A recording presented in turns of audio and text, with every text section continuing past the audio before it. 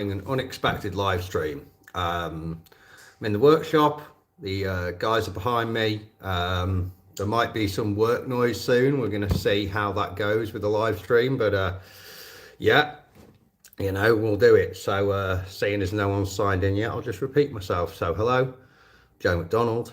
I'm British. I am now a volunteer in Ukraine running a workshop that makes bombs that go under drones. Basically, that's what we do. So yeah, guys are just going to be doing a little bit of concreting work in a little bit, but I thought I'd bang this on and see if any of you have got any questions for me, ask me how the workshop's going, that sort of thing. So yeah, it's all go. We've just been and picked up a jackhammer, which you'll probably hear used in a minute. We're going to see if that works with the live stream or not. But it's the sound of your money being spent at the end of the day. In this case, it's free because the local community have supported us. Hello, Luke. How's it going, mate? So yeah, local community's been supporting us, which is great. The local veteran organisation, there are a few projects going on in this region, but it's all pretty like soft help. There's guys who are making like rash MREs that get sent to the front. There's like a church group doing that, and there's another group that sends like packages of snacks and stuff. And don't get me wrong, that stuff is important. Soldiers need to eat, and snacks are always nice, but it doesn't slay any orcs, does it? So what we're doing very much will slay a bunch of orcs. 1,500 to 2,500 munitions a month is the goal, and that'll bring up, with our sister workshop, that should bring it up to like 3,000 to 5,000 munitions a month. It depends on what the units who are ordering the munitions want. Sometimes we make little tiny ones that go on Mavics. Other times we make great big ones that go on great big drones and go to great big targets. So yeah, that's what affects the numbers. But things are good, basically. Hello, Daniel. I miss Germany. Great country. Shame about the paperwork. Sorry, just killing a mosquito there. Fucking workshop's crawling with them now. The hot weather's kicked in the mountains. So yeah, the workshop continues to go good. I've got my workers out there now. It's great. They treat me like the officer. They don't let me do fuck all, despite the fact I spent most of my life working on a building site or working in pubs and moving heavy objects strategically for a living. But yeah, hello Shadow. Yeah, thanks. Yeah. Leave it on in the background. It all helps the channel, apparently. Although YouTube, I've found out the issue with YouTube not paying me is partly down to like my content, which may be considered to condone the war in Ukraine. I mean, I certainly don't want there to be a war in Ukraine. I'd like it to be over so I can get on with my life and start being a beekeeper. But also, I'm still in the process of getting my residency sorted in Ukraine, and there's a major hurdle with that at the moment. I mentioned on a video the other day that the commander of the new commander of the 34th Marines is saying that it's not their responsibility to sign it because I left when we were still the 124 territorials, which no longer exist. And that's bullshit. It says I'm a sailor and marine in my green book, and it's their responsibility. They didn't sign my book. So until that gets done, despite the fact I have fucking everything else, I have my contract, I've got my veteran passport, the whole 9 yards, I can't progress. And that creates problems, for me here. Like I've overstayed on my visa at the moment, but literally everyone I've encountered, the police, guys who work for the border guard, have been like, you're a combat veteran, we don't care, just get your paperwork sorted out, it's fine. Which is nice. At least you do get a lot of respect here. Hello Ireland, hello from Belfast, hello Belfast, how's it going? Hello Netherlands, hello Australia. We got the whole world and Portugal. Wow, what a multinational live stream we're at for only 40 people. That's pretty interesting. So yeah, and New Zealand, but I can't see, is that New Zealand or Australia? The flags are very similar and it's tiny. I think that's New Zealand. But yeah, I should be better at that sort of thing, but yeah, it appears I don't know. So yeah, life's interesting. You know, I've got Hutzel with me down at my feet. And yeah, all that's going good. The weather is definitely improving. Ukraine is one of these countries like Canada that just goes from very, very hot to not hot at all straight away. So you're from very, very cold to like scorching. Like, you know, the dogs were panting at like 9 o'clock in the morning in the car today. I'm like, better get the air conditioning fixed now. So yeah, things are going Irish in Norway here. Interesting. I appreciate how many people I have from Ireland who support me as a Brit. It's quite funny. One of my best mates in the Legion was a Ra man. And, you know, all the stuff he'd done had been a long time ago, but he was a proper Ra man. And we got on just great. You know, I've always been very much... you know, yeah, I don't think much of what Britain's done to Ireland has been very fair or nice over the years, and with no real reason. So yeah, anyway, I digress. What do I know? I'm just some ignorant Brit in Ukraine. But yeah, the puppy's doing great. He's on drops for his medicine. He's on drops for his eyes and some medicine for his stomach, and he's got to have another worming tablet in like a week's time. But that's going good. So yeah, the thing with Ukraine, Mr. Bell, is it can get really fucking cold even in the summer here. But like, if you come into Ukraine for a military purpose, I wouldn't bring much. The uniform they issue is good, and the various Ukrainian Miltech companies out there like Ragrog, Ukra Armor, Unimo are all making better, more modern, more modular, more well thought out armor systems and gear than much fucking cheaper than anything you can get in the rest of the world. So bringing military equipment to Ukraine to be ready for the mission, which is going to take 3 months or so before you enter in the country, finding a unit, signing the contract, is stupid. It's bringing coals to Newcastle. So yeah, anything military that you want these days, just buy in Ukraine. It's cheap and it's good. I look like a Viking. Well, I had my family got the genetic test done, and I do have some Norse genes, but I also have some Asian genes as well, because the British are a race of mongrels and white pride is stupid. But yeah, okay, you're coming to volunteer. Well, good luck with that. You know, I don't know if you found a place to land, but start off in Lviv, peeling spuds and making camo nets, and just like meet people and don't obviously be a fucking crazy person.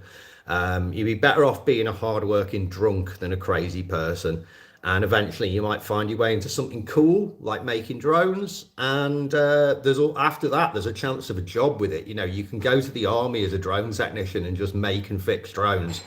You'll have a gun, but you'll never fucking use it, you know. And then you come out of that qualified, and that's definitely a career in a lot of countries now. That's going to be an expanding field, is drone operations, and for drone operators to operate, they need technicians. So, food for thought. So, you know, I don't know what your employment prospects are like in your home country, but coming to Ukraine definitely has improved mine. So yeah.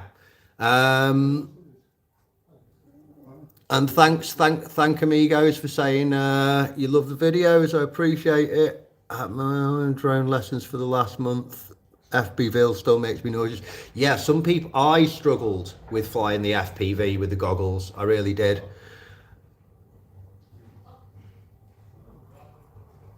Thank you all Humphreys and hello to London. You know, not my favourite bit of the UK, but it's actually London's a great city.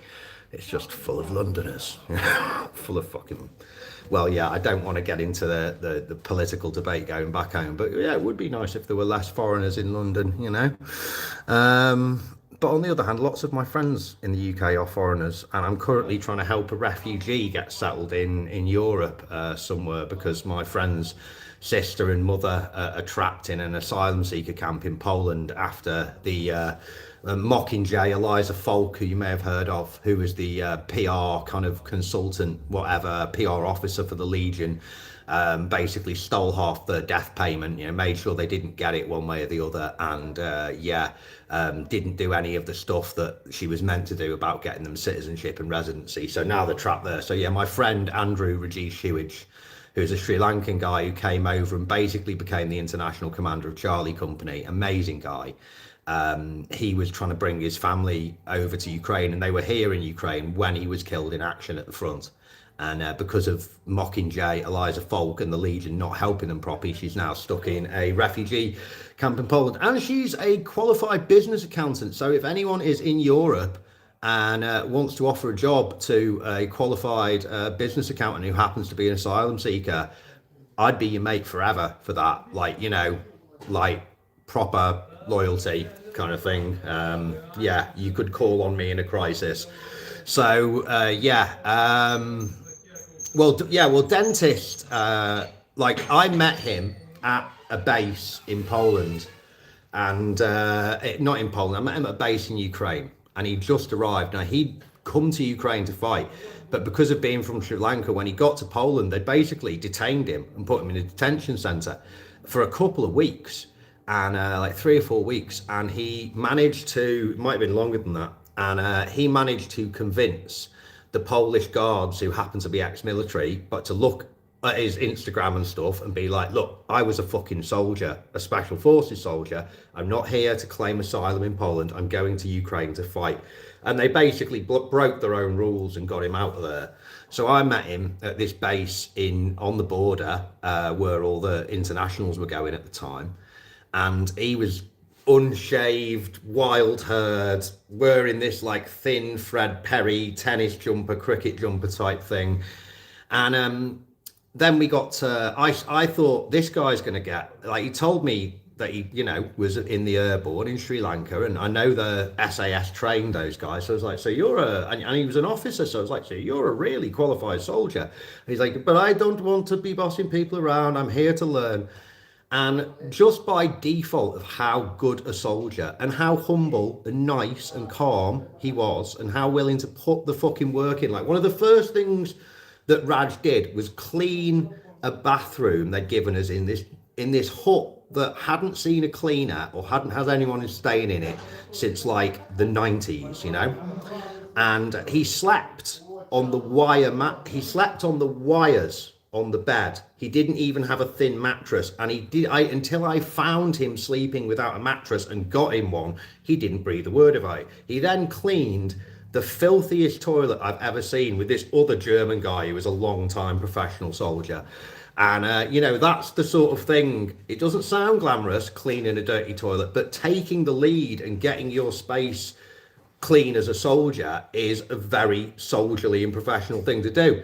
And within a couple of months, he'd become the de facto commander of Charlie Company, which meant a bunch of Americans and British and French dudes, the big NATO player countries, and Poles and Lithuanians and Colombians were all looking up to this one Sri Lankan guy who had come to Ukraine. There's not even anyone else from fucking India, Nepal, Pakistan, Bangladesh in the Legion at all. There was him at the time. He did end up bringing more guys over.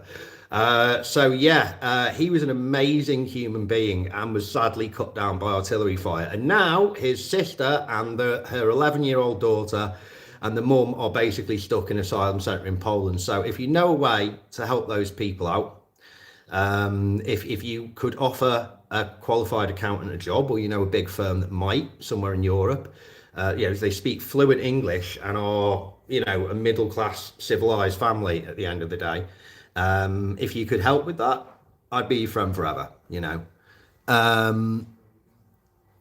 Oh, you got a house outside Lviv. That's nice, Mr. Bell. It's a good country to buy a little house in the countryside. But yeah, that was some more about dentist. If you look on the last video I posted, there's some footage of him at the end.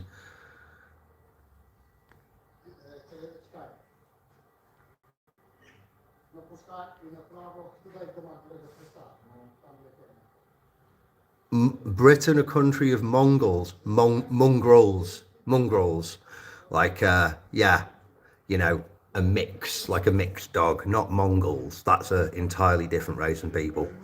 I'm not sure if that was you misheard me or you misspelt that.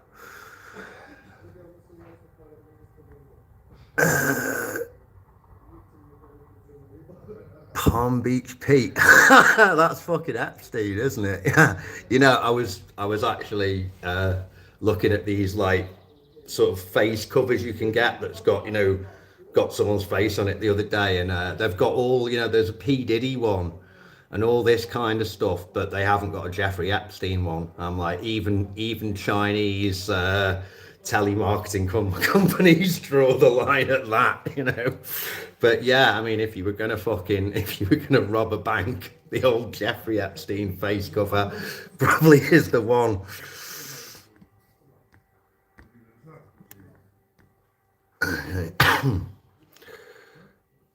Okay, so yeah, has anyone's got any questions about the workshop, about about how that's going? Just gonna get some water.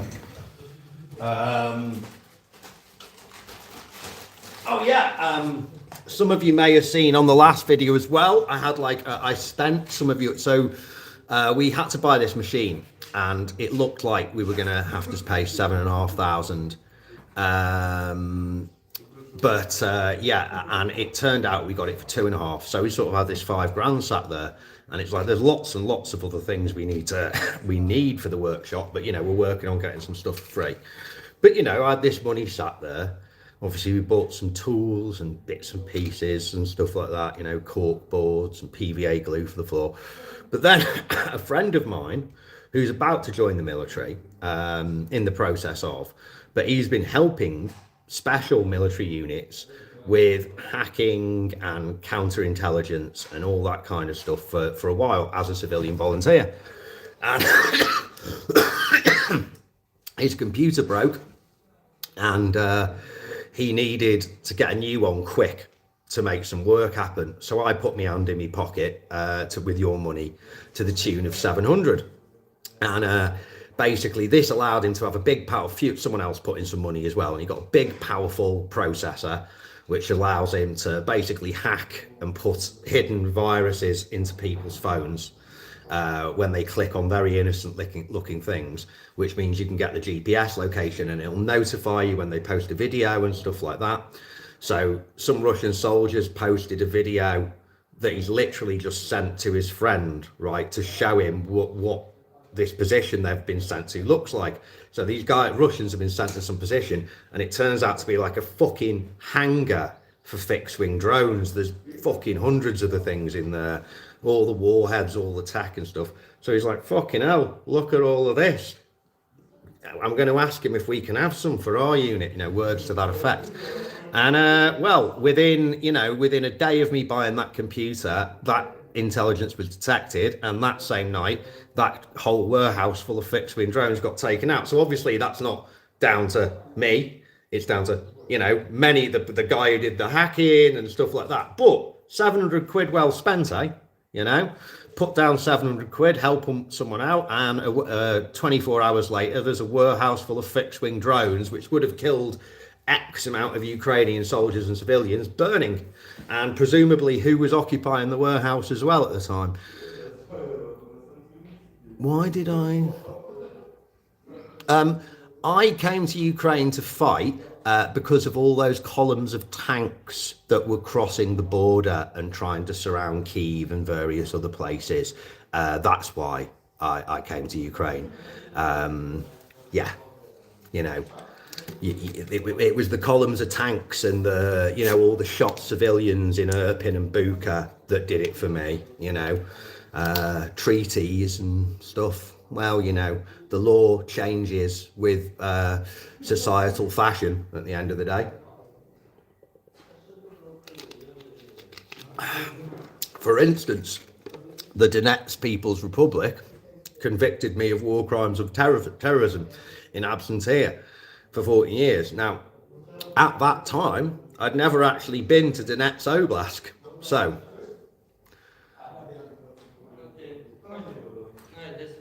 What's your opinion on the memory steel keychains? Are they made? No idea.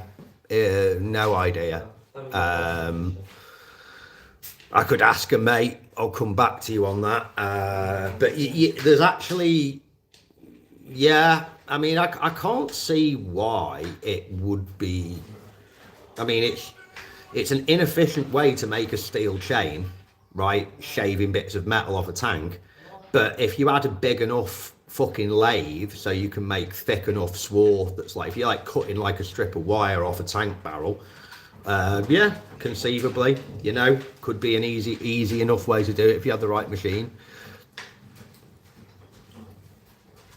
But yeah, it does seem to me like, as someone who used to do blacksmithing and someone who's currently, you know, got a metal workshop that's being set up behind him, it seems like a really inefficient way to get metal, a very expensive way to get metal to make a steel keychain out of.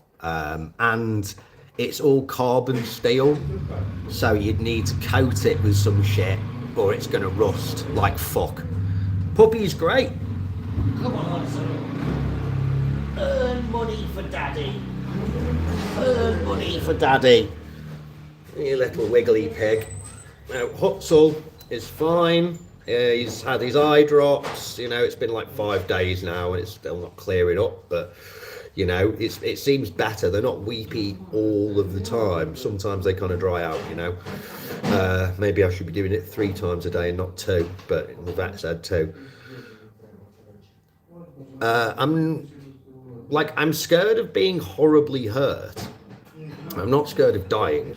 Once you're dead, all your problems are over. But I quite like being alive, so I'm not keen to embrace it.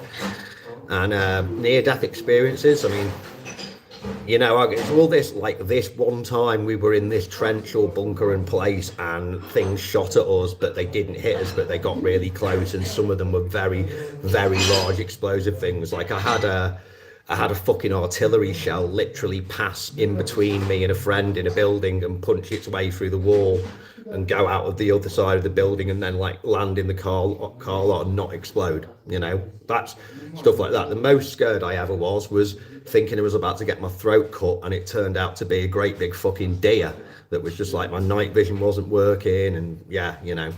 So yeah.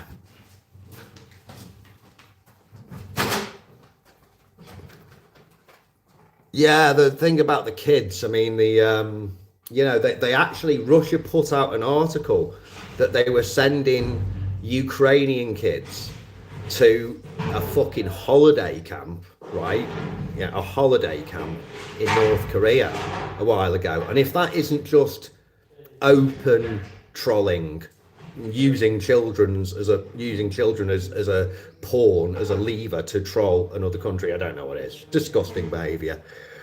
But yeah, if you're on the side of Russia in this, you're either A, being paid, or B, being brainwashed, or C, you're mentally ill. Given the conduct over the last couple of years, and yeah, you know, just ridiculous.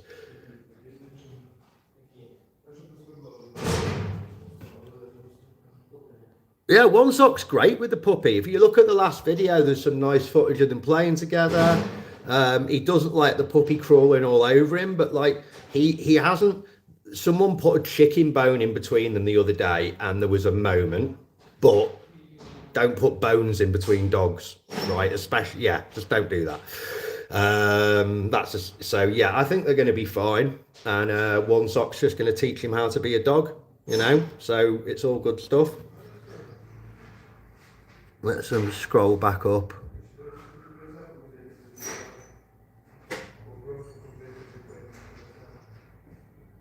Keychain hangers. Well, that's more plausible. I would fucking do us a favour, just like once the live stream goes up, like just fucking see if you can leave a comment underneath it and tell me what it is, and I'll have a look at you, and I'll have a look, and I'll ask my Ukrainian mates, and I'll give you an answer. Oh shit, I better plug in the old dog and bone. It's going dim. There we go. Perfect. Ta-da. Okay, yeah, we're all good. So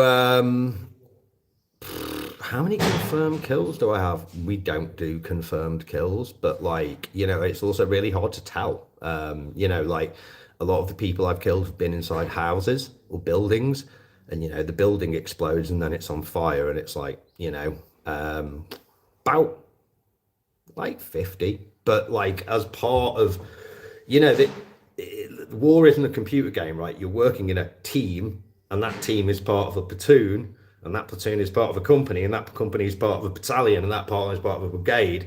So quite often there could be dozens or even hundreds of people all sort of working together to achieve one aim, and sometimes that aim can be a very big aim. So, you know, we've done some stuff like I provided data from OSINT sources, like good satellite data, that's led to like ammunition dumps being hit, whole brigades being found and fucking hit with HIMARS and stuff like that, you know. So when you start to get that many people in play, you know, and I'm just like a communication node in it, but I'm the one putting the intel on the table, then who exactly is, you know, you're responsible for a percentage of those deaths, basically. So yeah, that's how real war works. We're not being invaded, Heimbach. It's just a load of annoying, like, refugees. Yeah, and Reform are pro-Russian and take money from fucking Russia.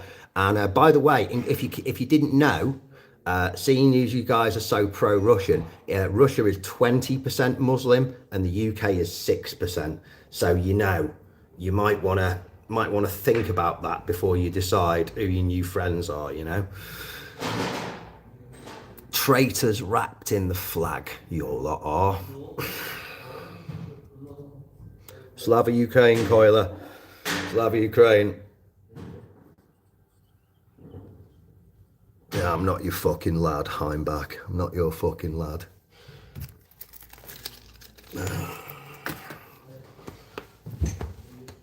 See, I grew up, where's my fucking cigarette lighter? I grew up in the 80s and 90s in an almost entirely white bit of England. And this was a time where the heavy industry that we built up in that area of the country was shutting down, or, you know, systems that had previously been human operated were becoming digitalized. And there was, you know, like my area has been suffering economic decline and large scale unemployment for my entire life. And, you know, like getting a doctor's appointment, etc., has like always been difficult. And yeah, and also it's like quite a crime ridden, violent area. Like I had to learn to fight being like a weedy kid on my own with a lisp. You know, I did not have an easy time growing up in my hometown. And despite the fact it was almost entirely white, that area was still capable of like loads of crime and violence. So yeah, and not getting the services and access to them that you do, or other parts of the country like down south do. So yeah, like the problem is the fact that our country is run by a group of people who pretty much all go to like 3 or 4 schools, you know, Eton, Harrow, Slough, that sort of thing. And they, you know, they don't give a fuck about the likes of you and me. They just care about money, you know, and you know, big autistic political ideals. So yeah, I mean, would it be nice if there were less rude boys and that in London and Manchester and whatnot? Yeah, it would. But, you know, without becoming a country that has no regard for the fact that people were born here, and you, like, you know, without bringing in some very, very nasty laws that once they can affect the people you don't like might end up affecting you, because that's, you know, oh, we're scared of the brown people, oh, there isn't enough hospital appointments. Well, what's the only way you can solve this? Fascism. Here's an idea. Go to fucking school, go to university, join the fucking Labour and Conservative Party and become an MP. Right? That's a thing you can fucking do. Yeah, instead of like voting in the likes of fucking Farage and Lau, a bunch of fucking, literally the only fucking reason they wanted Brexit is so they can keep the dodgy fucking like Cayman Island money, you know, so they can keep Britain's illegal dodgy banking system. So yeah, reform and restore and all that can fuck right off. So there you go. You know, anyone who needs my help as a drone pilot and bomb maker, like BigMac, come back to the UK and protect us from the refugees. It's like, so you want me to go blowing up civilians, do you? I believe that's called inciting terrorism. Should be very careful about asking me things like that. You know, might work, because I've got no intention of doing that whatsoever. But yeah, you know, those guys seem to think that's a thing you should be suggesting. That's a thing I should do. So yeah. The other thing is, it's like, don't the restore and reform people, doesn't it bother them how their parties become a vehicle for Russian bots to just say a load of nonsense? You know, doesn't it bother you? Doesn't it bother you that your potential prime ministers and cabinet members take money from Russia? What's my favourite band? Fucking... I was in like the top 1% of people who listen to Chemical Brothers on YouTube a while ago. That might tell you something, you know. But yeah.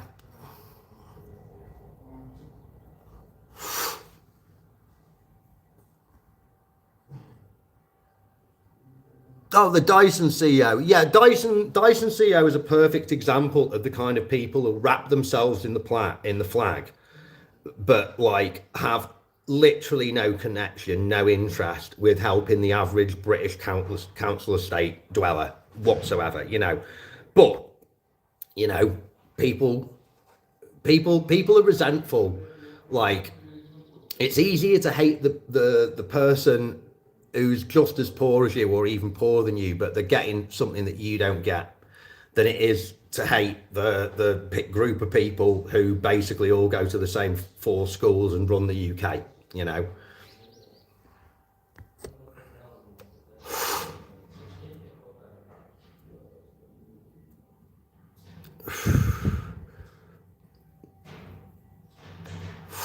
Yeah, like, flag waving and cheering has always been a thing that the British don't need to do, right?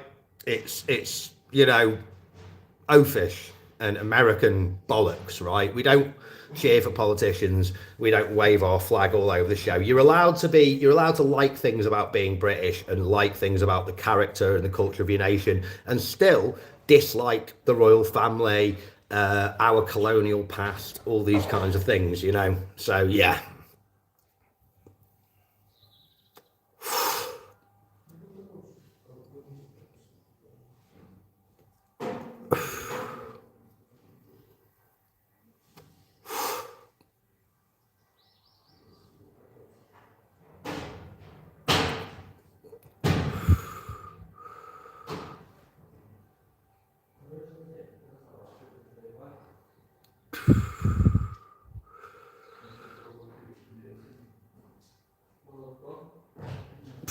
What's my regret? The last. Tell me how bad that sound is. Can you still hear me?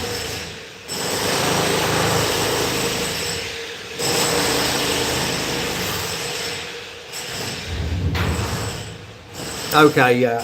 All right, the guys have shut the door. That should be all right. So yeah, the guys are removing some of the old floor. Yeah. Okay.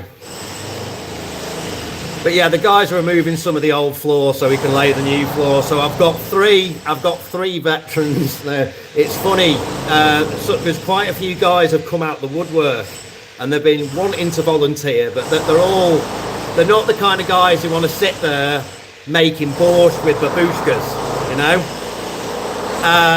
So some of the guys who've turned up are like ex-SSO, like special forces guys. So I've got a right group of fucking killers. They won't let me lift a brush, honestly. They won't let me lift a fucking brush.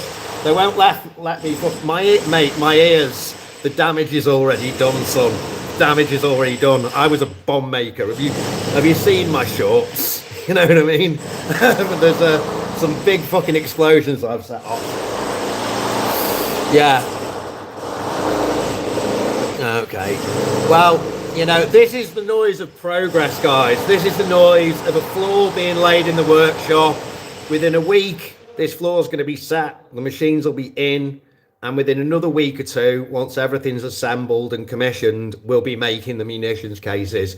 And that's going to mean 1,500 to 2,500 extra bangs a month going out to the front, ranging from small to destroy a fucking oil refinery, you know. So this is banging. So I'm sorry about the noise in the background, but there we go, you know.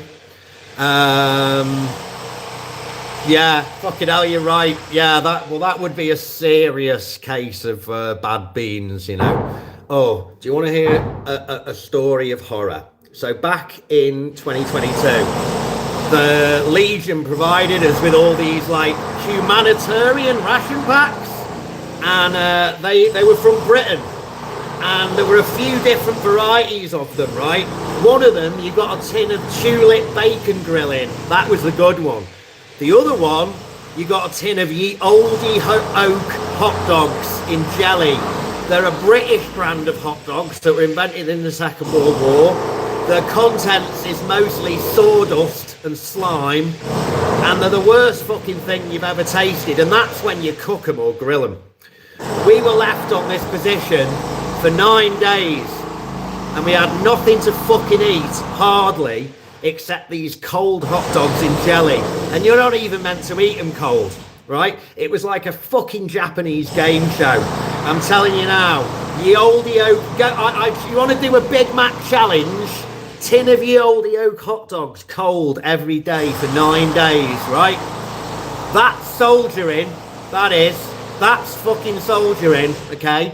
Don't, you know, those are the kind of stories that I could impress a Ukrainian SSO operator with, because it's like, I have suffered, you know, I have suffered. What that did to my insides and my the exit, I don't want to describe to you, but tears were shed on those long 4 kilometers out the woods that we had to march to get to the transport, you know.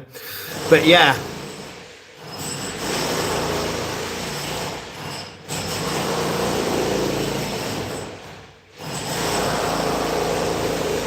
I'm from neither Runcorn nor Widnes. I'm from that general area. I'd rather not say, just to kind of like, you know, preserve my family's privacy as much as possible, you know what I mean? So yeah. By the way, if you ever do contact my family, I will find out and I will fucking hunt you down and get you one of these days, man. And yeah, don't play that game. But anyway, moving on.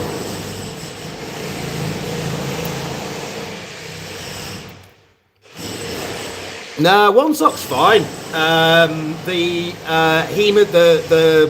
black spot on his spleen looked like, after about a week, looked like a hematoma. So about a week before that, he'd run full pelt into my legs when he had the zoomies when we were out in the woods. So that's probably it. We're going to go back for another ultrasound. Hopefully it's just a bad bruise. You know, he's a tough young lad. Tough young lads get bruises, you know. And Hutzel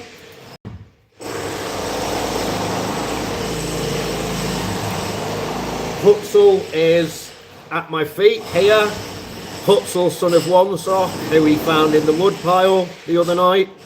But yeah, Onesock's on medication for Lyme's disease. There's 28 fucking days of giving him 3 pills a day, which he hates. But, you know, he hasn't bitten my fingers off yet, so that's nice. Hutzel's just on eye medication and some things to make his belly recover, because the deworming pills were pretty hard on him.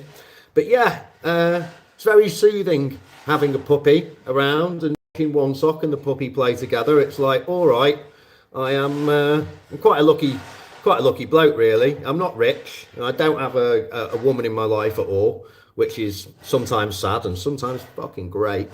And yeah, you know, but I do have 2 puppies and a bomb making workshop, so you know, pretty badass, you know, for a boring 42-year-old from a small town in England.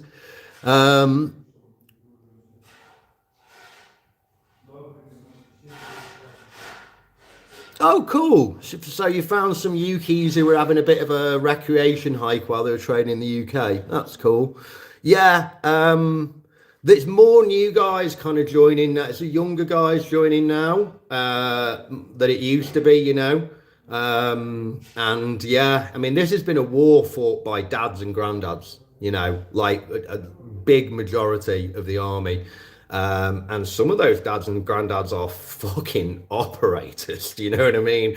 Like, if you're ever on holiday and you get a bit pissed, right, and you meet some Ukrainian grandfather, before you start talking shite about you see Russia's point or anything, you might want to consider that grandfather killed 50 men, right?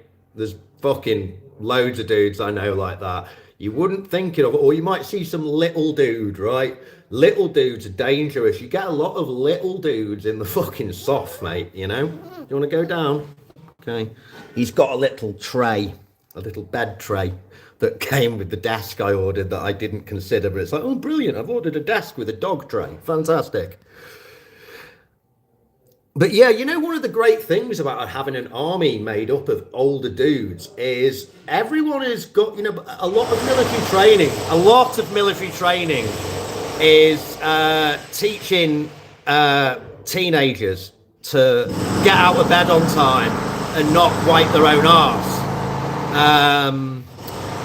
Yeah, I'll tell you what, yeah, here's Huxley's bed down by my feet. So yeah, there you go. But yeah, there's a lot of, I've got distracted now by the noise of the work. Yeah, you totally could be sat in a pub with a drone operator with plus 1k kills and you wouldn't know it. Like, that's the thing, right? The West and the wars that we've gone to in the West have taught us, right? Everything since the Second World War has taught us that guys who go to war all come back, you know, fucked up. Now, that isn't even true. In the West, it's like about 10% of people have PTS and less than that 10% of people fail to deal with life afterwards. Now, despite the size and the horror of the conflict in Ukraine, I know so many people who are like, lost lots of friends, killed a fucking lot of people, sometimes with the gun and the fucking hand, you know. Like, I know a guy with like 12 hand-to-hand combat kills, you know, and he's fine. He's lovely. I mean, he's got PTS. We all do. We've all got PTS and TBIs from the artillery. But when you're defending your homeland from an aggressor, you don't have in any way the same moral problems as a soldier in Afghanistan or Iraq or Vietnam or even the Falklands would, or Northern Ireland. You know, you don't have those questions about, should we really be here? Are we really helping? Is it a good thing I just killed that man? You don't have any of that, because the fuckers are invading your fucking home and threatening the whole of Europe in my case, you know?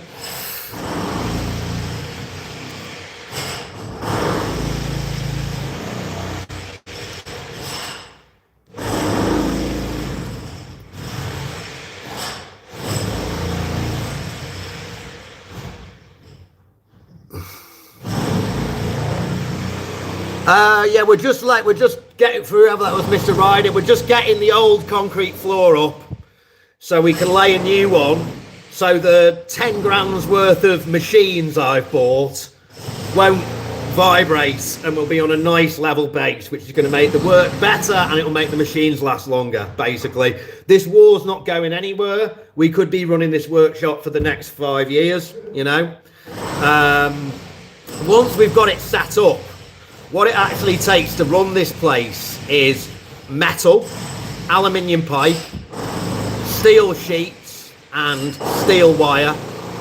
And hopefully I'm going to be able to find some organisations who are going to be able to just bring that to us in Ukraine, right?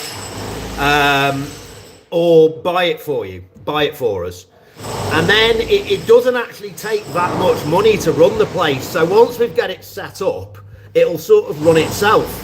And all the locals are really enthusiastic about running it, about working in it and managing shifts and stuff anyway. So I've got a really good situation here, and it's something that for not a lot of money is going to make a measurable difference on the battlefield monthly. You know, there'll be a couple of percent extra dead Russians because of what we do.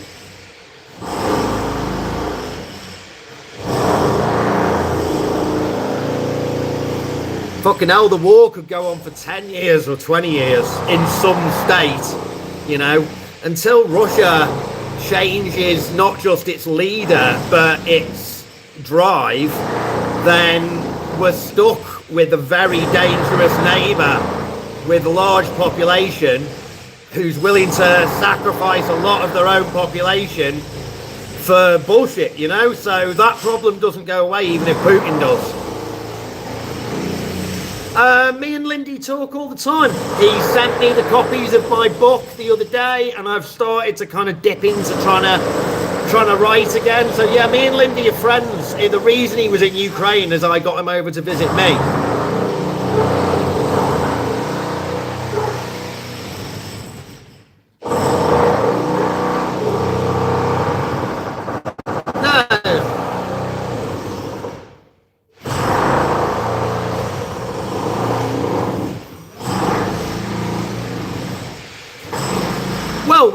Why can we not clear the ground with drones and ground drones? Basements and trench systems, because you know, if you've ever driven off-road, you soon realise that what looks like a flat field, those little divots and ditches in it are really quite difficult to get a fucking Toyota Hilux across. So how do you think a little battery-powered robot's going to do, you know? So yeah, but we are, you know, using ground drones way more. But, you know, they're exposed to the same problems as a human target is. Anything that produces heat hotter than like 30 something degrees becomes like very visible to thermal cameras in the battle space. So, you know, you got those kind of things as well. Like, you know, we're not using ground drones because we want to. It's because it's like we've lost so many men and we have to, you know. And yes, I will upload this live stream. I upload all of them except the one I failed to. So yeah.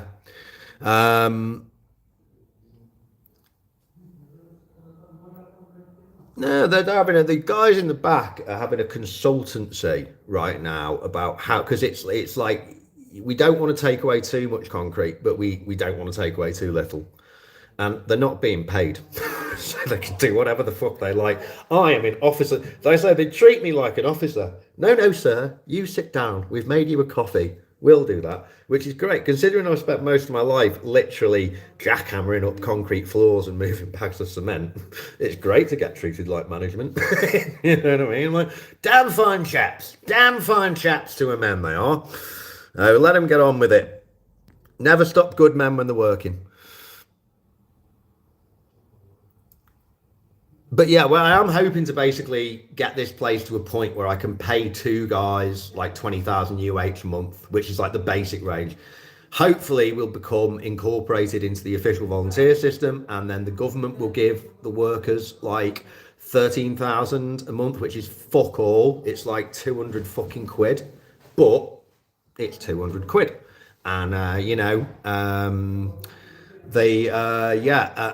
and then the guys will come in, and you know, I'll make sure like my sort of motto is that there has to be bread, butter, cheese, salami, pickles, there's a toaster, there's an air fryer, there's a sandwich maker, there's a kettle. I'm going to buy a fridge and freezer soon, so you know, they don't like I buy ciggies are cheap here. It's about fucking 22 euros for a sleeve of 200 still. So, you know, I'll leave some smokes around because yeah, I mean, at the end of the day, it's great if we ever volunteered for anything. And then 3 or 4 weeks go by, and your missus is pissed off that you keep disappearing on Wednesday and Friday nights, for 4 hours, and the kids are sick, and you haven't got a lot of diesel in the tank. Well, do you want to come in to do your free shift then, or do you want to find an excuse not to? And it's like, well, if there's fucking sandwiches and Coca-Cola and decent coffee and decent tea down there, and you can put the tunes on and you can smoke while you work, then it's fucking a lot better in it. And how do you motivate it? It's hard enough to motivate people to work hard when you are fucking paying them. So I decree that the workshop runs on free sandwiches and cigarettes basically, and a crate of beer and a bottle of cognac on a Friday or a Saturday, and a bit of a barbecue once or twice a month. Pizza night every now and again. What would you expect, or would you expect less than that?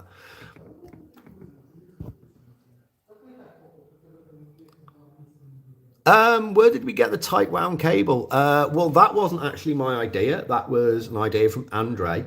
And one of the key things about that is it's not just a roll of mild steel wire, it's carbon steel, and then we temper it in the oven, which means the wrapping speed and stuff has to be precise or it can crack and whatnot like that. But that produces a consistency of metal that, without being covered in wax and plaster, will survive the force of the explosion of the magic container.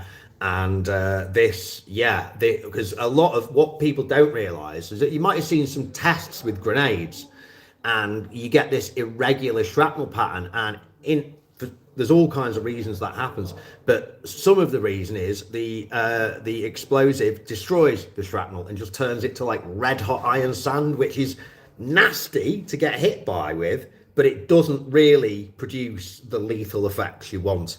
So and the other thing we do is we get a great big sheet of thicker steel, and now we've got this huge laser cutter at the other place that I need to go up and get some cool footage of soon. But they've been having some commissioning issues, which is normal with a big machine like that, tinkering with it a little bit, getting it to run right. And that makes the bigger, chunkier, that makes strips of cubes that we wrap around, and that stuff is that'll punch a hole right through a car engine, through a respectable distance of brick wall or concrete wall, and right through body armor at a sort of 15 meter, 20-meter distance.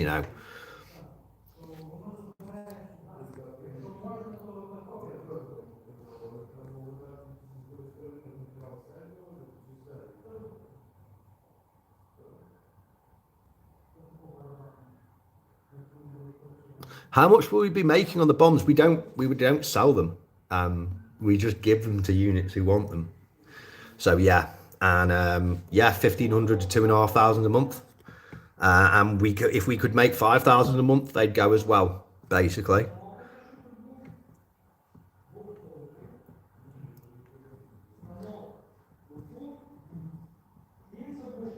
I'm trying to catch up with what Michael is saying. The munitions, basically we sort of have options for the unit. So there's a range of different sizes, from little tiny ones that you can drop 2 or 4 from a Mavic. They're so small, so the Mavic can have up to 4 shots. We make them, but they're still, for killing 1-2 guys within a 5-meter circle, they're just fine. For dropping into a trench, they're fine. And we make all the way up to building destroyers and oil refinery destroyers. We make all the way up to that.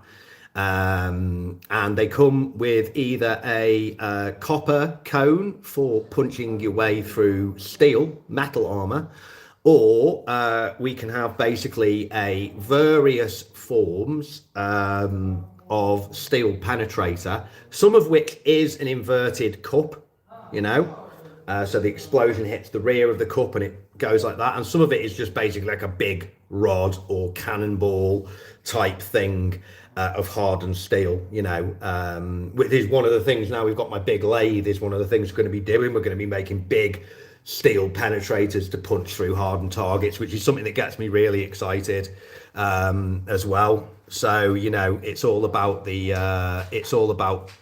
killing the big stuff at the end of the day. So yeah, there we go. Anyway, I'm trying to catch up with what people are asking me. So if we don't sell the munitions, how do we get? Well, basically, people donate. People donate to me on PayPal, and I spend the money on the workshop, basically, and we run it like that. So yeah, and sort of show you the process and show you the stuff we've bought and the work that's going on along the way. So that's how I've been doing this for, you know, I did this for a couple of years when I was a soldier, and that money allowed me to bring in that money, and having the channel, which gives you more of a reach to contact charities and NGOs, brought in like 25 vehicles. We ran a bomb dismantling shop and 2 bomb making shops, and a drone fixing shop and a drone school, and a fuck ton. We were supporting, you know, lots and lots of FPV and Mavic teams with their own individual bits of kit that they need. New antenna here, a drone there, extra FPVs, thermal cameras for FPVs, And now I've left the army, and I took 6 months off, and now I'm running this workshop. I've set that up, and that's what we're doing basically.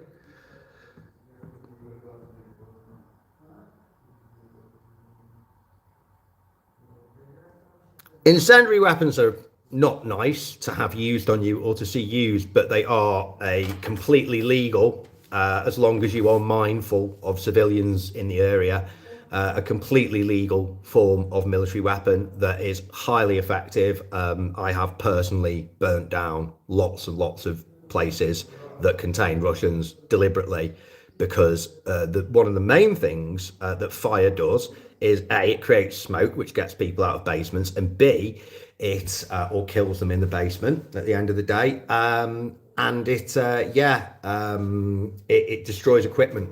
And, you know, destroying their equipment is one of the most important things, because if we can destroy a whole drone team's worth of stuff and kill the guys, well, they can't just replace, you know, they can't just replace the fucking equipment. Or those guys who are drone pilots might suddenly find themselves in a trench with an AK. So yeah, fire, useful. You know, it's not nice, but, you know, if you've got a bunch of enemy hiding in a pine forest, set fire to the forest at the end of the day. You know, war is not a nice business, and silly fucking rules written by men in suits, or people's perception of when violence becomes too violent is something that will, if you're actually in a war, will shear away from you very quickly.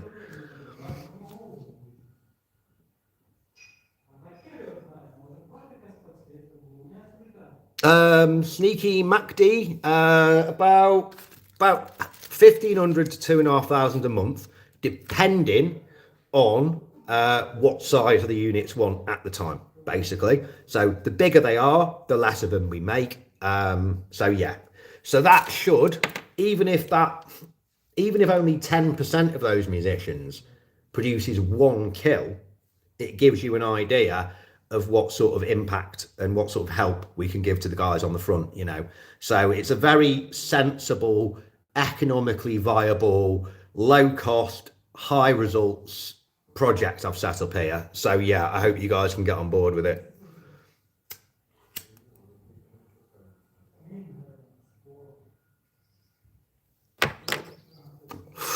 Matt, yeah, back 2 years I was I think I would have been disassembling a bunch of Uragans 2 years ago.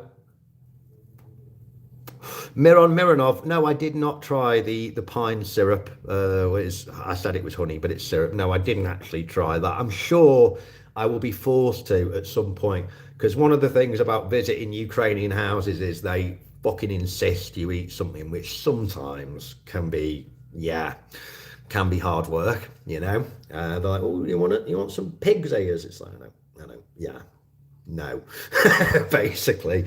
But you know, what kind of incendiary did we use? All kinds. One of my favorite ones is a thing I invented, which I call the flower of unlife. Now you get these little hexagonal sillet incendiaries that come out of a grad, and we'd find the grabs that the Russians had fired at us, and then basically oyster shuck all these mini incendiaries out of them. And you get 7 of them, and that makes like a hexagon type thing. And then you tape all that together with a little detonator system or a fuse of some kind, and then you put a big old, like, sort of half a Coke can of gunpowder on the bottom, and then when the fire gets to the gunpowder, it goes off, and then the incendiaries will start, and then the heat will ignite the gunpowder, which makes them go whoop, and it creates like a mini cluster incendiary effect inside the houses. So I used to make them. They're highly effective. It's called a 9N25 incendiary submunition. Check them out. But yeah, that they were effective and actually became a popular thing, at least in the Kherson. You know, it's not like it was adopted by the military or anything, but guys were like, it's a fucking very efficient way to use them. You know, Mac thinks about stuff, doesn't he? It's like, yes, Mac does think about stuff, you know.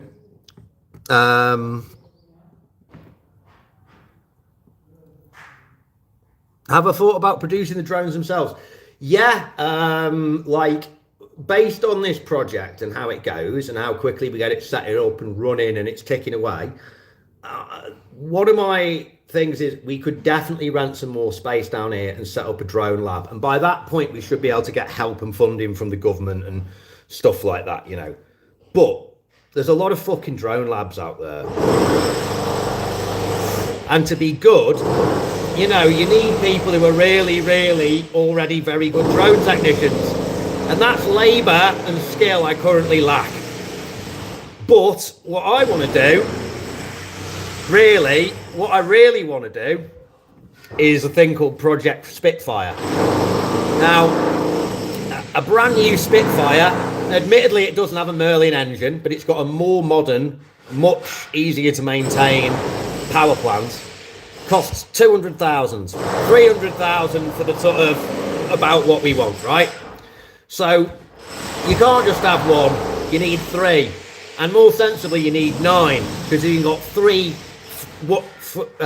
squadrons of 3 wings of 3 Spitfires each, which means through maintenance and injury and the fact that even the best pilots need to like sleep and stuff, you can have it rotating.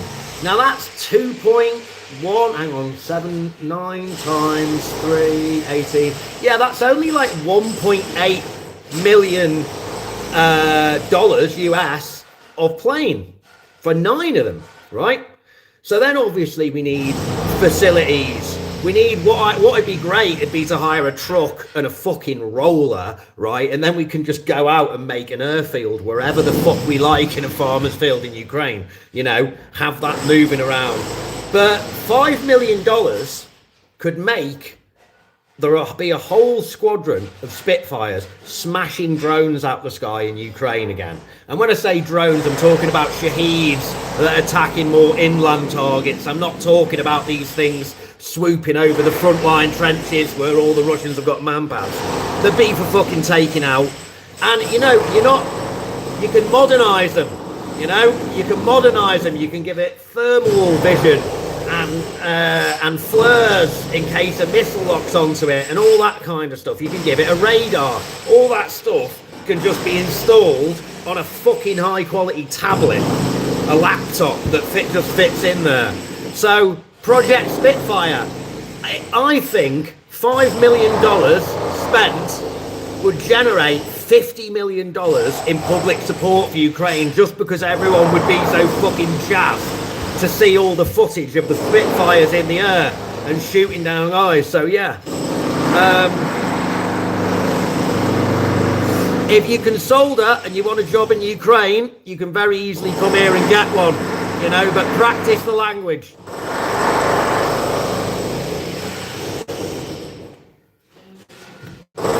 Yeah, there's quite a few old yaks around on the different airfields, but yeah, I mean, and apparently, yeah, they did find some Hurricanes, but I'm talking about buying brand new ones that get made in Australia, that are modernised at the end of the day. I want things that work.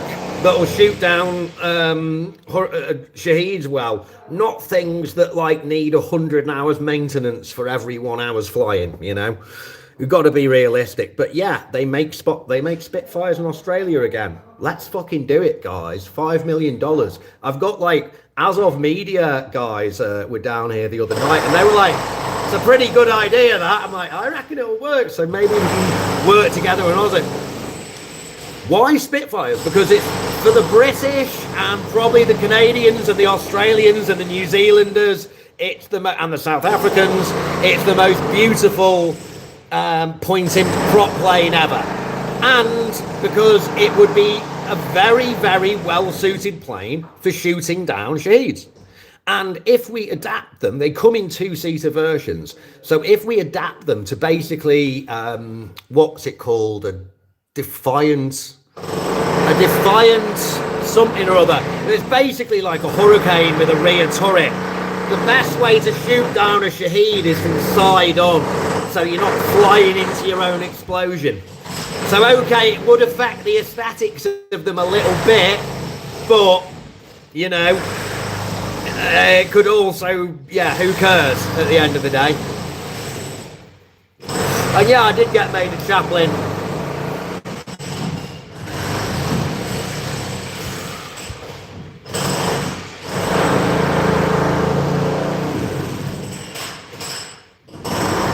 Yeah, and yeah, loaded.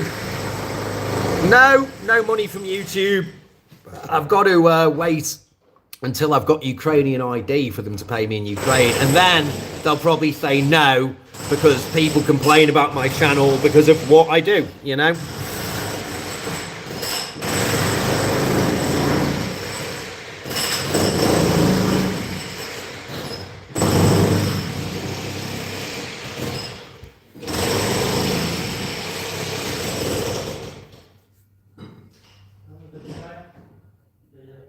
Yeah, so yeah, I mean the Spitfires either as, you know, as is, because with the, you know, having a turret gunner might be good, you know, say out of a wing of like 3, it might be good to have like 2 with rear turrets and then 1 as a command node that'll have all the guy in the back will be dealing with any, you know, incoming missiles, stuff like that, you know. So yeah, and yeah, there is only PayPal at the moment. I need to sit down and fucking get a Revolut account for the channel and start Patreon and all this shit, but there's just so many fucking things to do every day, and getting 5 minutes to make a video or just like try and write a bit of the book is proving difficult at the moment. So yeah, but yeah, Eden, if you get yourself to Ukraine and get yourself qualified as a drone tech or something, you know, like I say, there's only 2 guys I'm going to be paying here, and they're the guys who are going to run things for me. And they're both local lads. They lived in the village all their lives. They barely leave, and the hard as fucking nails, you know. So good guys to have on my team. But yeah, I don't actually have paid jobs at the moment.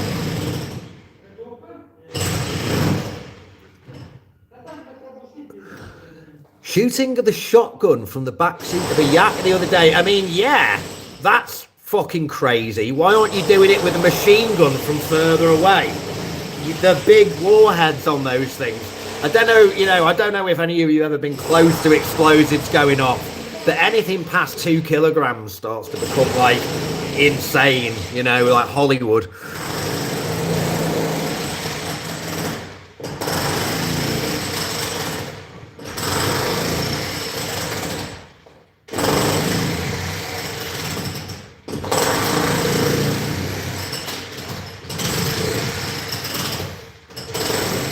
Okay, well, I appreciate it, Michael. I do. Your offer of a donation encouraged me to sit down and do this, but I'm probably not going to be able to clear my brain enough today with a fucking jackhammer going in the background. Have I met any Kiwi volunteers in Ukraine? Yes, I have.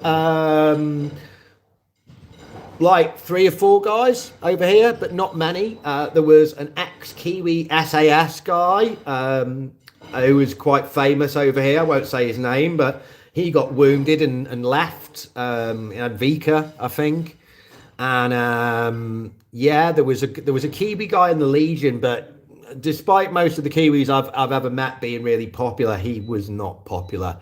So yeah, yeah, very, very sort of weird bloke. But yeah, but Kiwis, I've never met a stupid Kiwi my whole life. It's a great country full of great people, as far as I'm concerned. Apart from that one guy.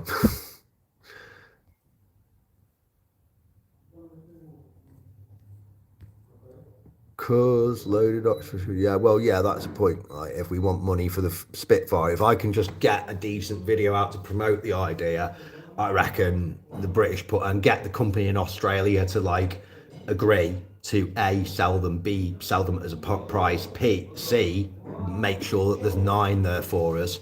Yeah, then I reckon it will work, basically. Well, the Super Tucanos are good, but you know, there's nothing to captivate the British public, right? And there's nothing that connects me to the Super Tucano. And if the Ukrainian government wanted to buy some of them, they could just do it themselves, you know. So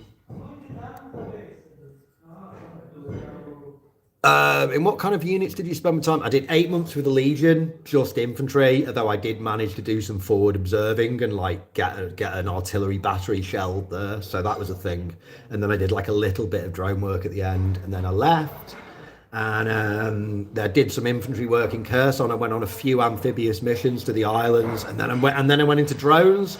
And I was on a drone team for a while. I didn't get to fly much. The commander of that unit was one of those guys who just doesn't let you do much, but I learned some stuff, and then I got way more into bomb making and EOD after that, and did a lot of work in that, which I loved. You know, like being busy, and I like doing things where you can see the results. You know, I like making a big bomb and then seeing what it does on the position. It's cool, you know. It's a lot cooler than standing around in a trench waiting to get fucking shelled.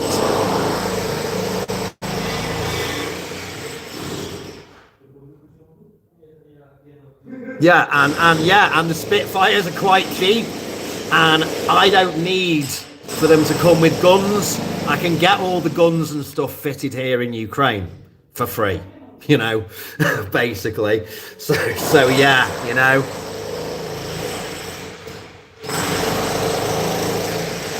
Is there a lot of land that is not managed? I mean, yeah, I don't know about that, but if you wanted to move to Ukraine and become a resident here and buy a little place in the countryside, it's very cheap, and there's a lot of them available, you know.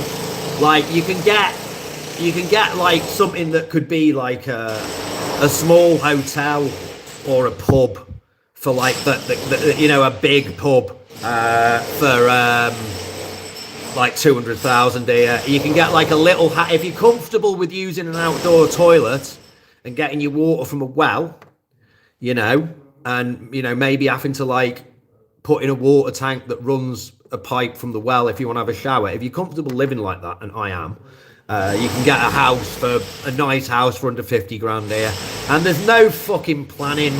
There's no like building regs or anything here. You can just build whatever the fuck you like, which I'm again a big fan of.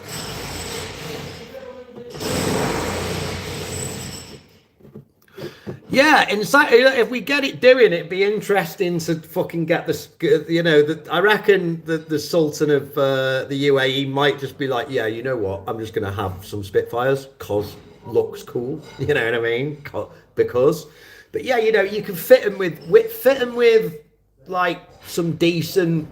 I mean, though it was never done, but the Dushka and the Cord, the 12.7 and the 14.5 millimeter USSR produced machine guns come with you know, you can get explosive ammunition for them, and that's what you need basically. So pretty much that's what we need.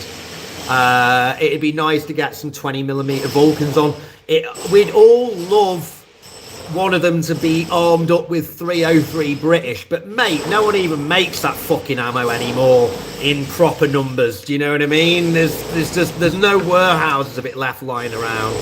So yeah.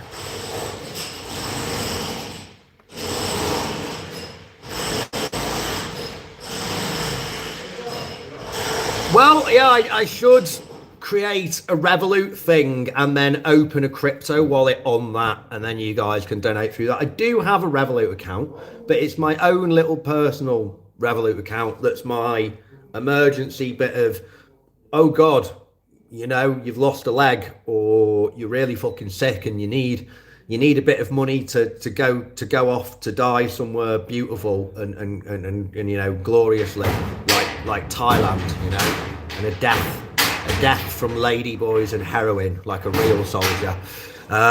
So yeah, I need to open a second one.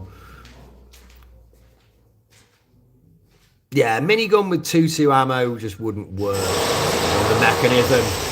But there was a thing called the American 180 that the cops used at one point. That was basically like a sort of Tommy gun and a Lewis gun had a child, and they gave that to the police for like quelling riots. Do you know what I mean? And yeah, there's some story on Forgotten Weapons about them cops shooting into a car and it just wasting people. So yeah,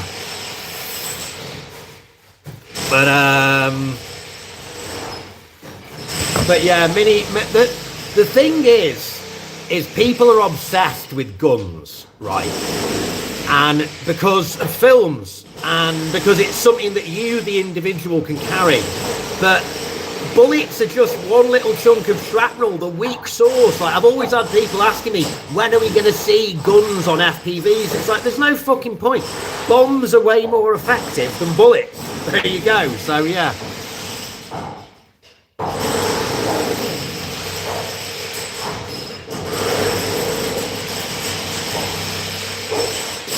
Do I have a message for the people of Earth? God save the king.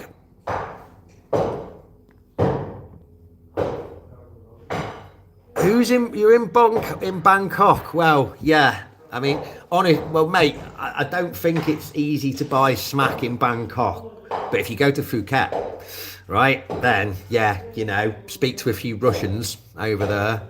And yeah, take some Instagram photos with them and, you know, talk about how much you hate Ukraine and then send me the info. You know, I'm looking forward to the safari aspect of being part of the intelligence and military community after the war. You know, little jaunts to Africa, jaunts to the Far East, meet some of our opposite numbers by coincidence. Who knows what could happen? It's going to be great. It depends what the military offer us. You know, given Ukraine's deep arm reserves, like remember that like salt mine that the Russians took over in the Donetsk, and they were like showing a video of them, and they had all these like pristine fucking Tommy guns from US Lend-Lease and stuff like that. If I brought Spitfires to Ukraine, there's always the chance that some Ukrainian officer's going to go, you know, we've got a load of 303 British machine guns at that storage place and they're fine.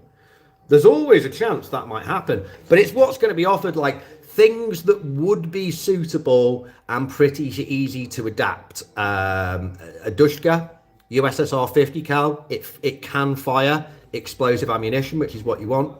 Cord, 14.5 millimeter. You know, there's various different versions of them, but yeah, names for them. But yeah, one of the 14.5 millimeters. You want a cannon. You want a cannon at the end of the day, and stick a laser sight on that. Engage from the rear turret from side on, and boom, you'll be able to knock those things like 500 meters shots with something like that. Be fucking easy, and you're safe then from the explosion. Well, that's the thing. I mean, you know, there's not really anyone like, no one would. There's a massive effort in Ukraine to like support the army with volunteer actions, and that's what I'm doing. You know, so yeah. But if you're too much of a capitalist to see the sense in that, how my audience of 20,000 people, if like less than a quarter of them give me £1 a month, then I can produce a couple of hundred dead Russians a month minimum. The pedonomics, the economics of killing the pederasty is really fucking hot. So yeah, good stuff. Okay, we're at an hour and 20 minutes.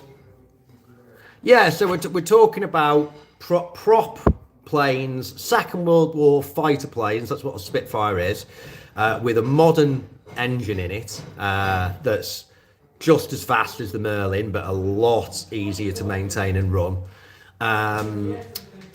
With guns fitted on the wings, the two-seater versions, by the way. And, the rear turret can easily be used as a sort of command module, for radar and thermals and stuff. And the other two can just have turrets and shoot the Shaheeds from side on.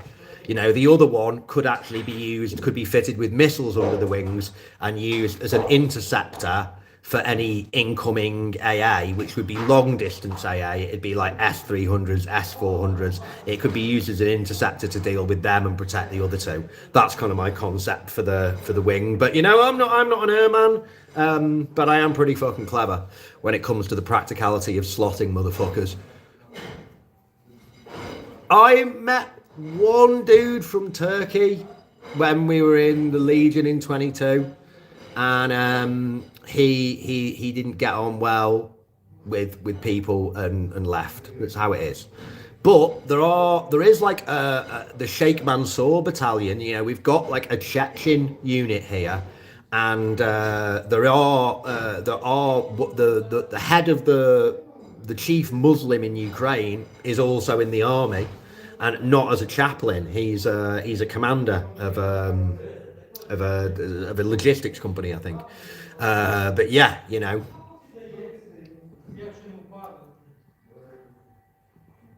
I mean, I live in the mountains, and we've had Shaheeds passing over us over the last month or two, and there's absolutely fuck all to intercept them. And there's spots here where you could make all I need is a roller, and I could make an airfield, and we could have our own interceptor for this little section of Ukraine or whatever. But once we get the 9 Spitfires, it will become part of the military, and it will be under military command. I mean, we will be a separate unit. We'll have quite a bit of independence, but ultimately, yeah, you can't just like own a Spitfire with guns and fly around Ukraine where you want, when you want. That's not how reality works, sadly. And loads of Czech folk were in the Legion. One of the few guys who's still alive and in country from my original unit, I'm not going to say his name, but I last saw him at Swampy's funeral in Kyiv. He is still in here. I highly respect that guy. Came to the war with no military experience. He's an absolute fucking angel of death now. Yeah, they launched the Shaheeds from ships in the sea. As far as I am aware, there is no evidence that any of them have been launched from Transnistria so far. So yeah. Motherfucker. I hate it when a clipper breaks.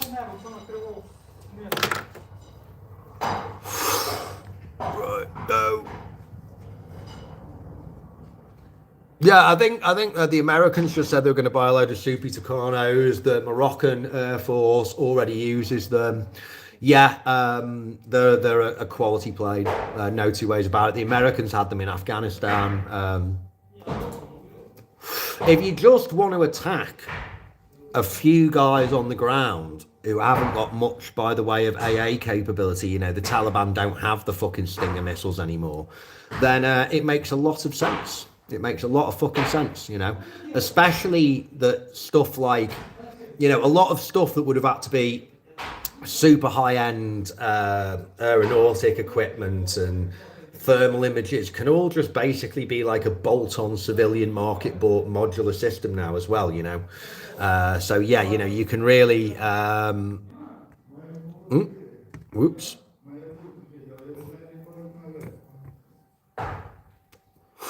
So yeah.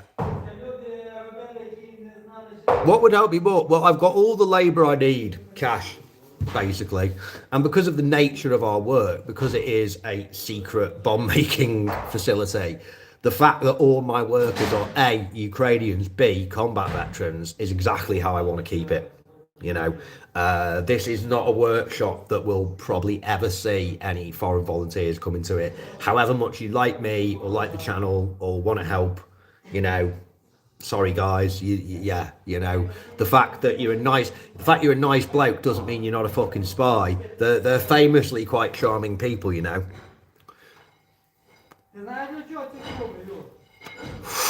Yeah, there is still stuff active from the Black Sea Fleet. I do sometimes wonder that, you know, I think they launch them from Crimea and then they like fly along the sea and then turn in around and come along the mountains, you know.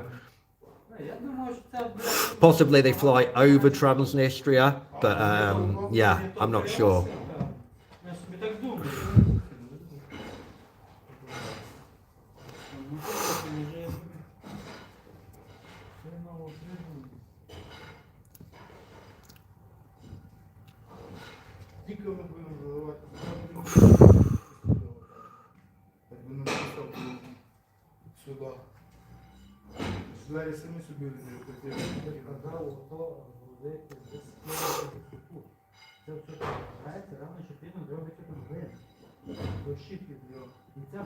Who would say has got the shortest stick in the army? Anyone whose principal killing weapon is a rifle. You know, like the infantry are very brave, do the toughest job. It's absolutely vital to clear and hold land, and they still provide, you know, valuable intel just with their ears and eyes on the front line. But they kill overall the least amount of people at the highest casualty rate, and they've got the shortest distance weapons that produce the least kinetic energy on target. So anything, it's a shit time to be an infantryman. There's no two ways about it.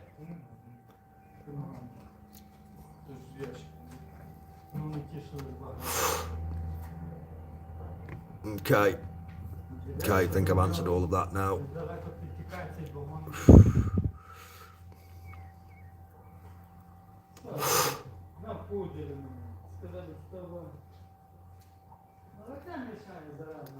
Are you from Juju? Are you from Maine? Are you one of the people who say shout out from Maine or not? Shout out MPLS. I don't know where MPLS is. I assume that's something in Canada and America. Forgive my European. Minneapolis. Well, yeah, thank you. Yeah, thank you very much to the good people of Minneapolis. Appreciate the support. I really do. But yeah, you know, get in the ears of the Ukrainian diaspora, tell them about this channel, guilt them a little bit. You know, there's this British guy living in the Carpathians, and he's just set up a workshop making bombs for the front. You should watch his channel. You know, he's got a load of Ukrainians working with him and stuff like that, you know, all combat veterans. You should donate him some money, you know. Go and guilt trip him outside church on a Sunday for me, will you? Cincinnati, Ohio. I'd love to try. I'm looking forward to traveling to the States after the war, if they let me in. I've only been, like, I flew from Panama to Houston Airport, and then from Houston we flew to Denver, and then I went to Hawaii.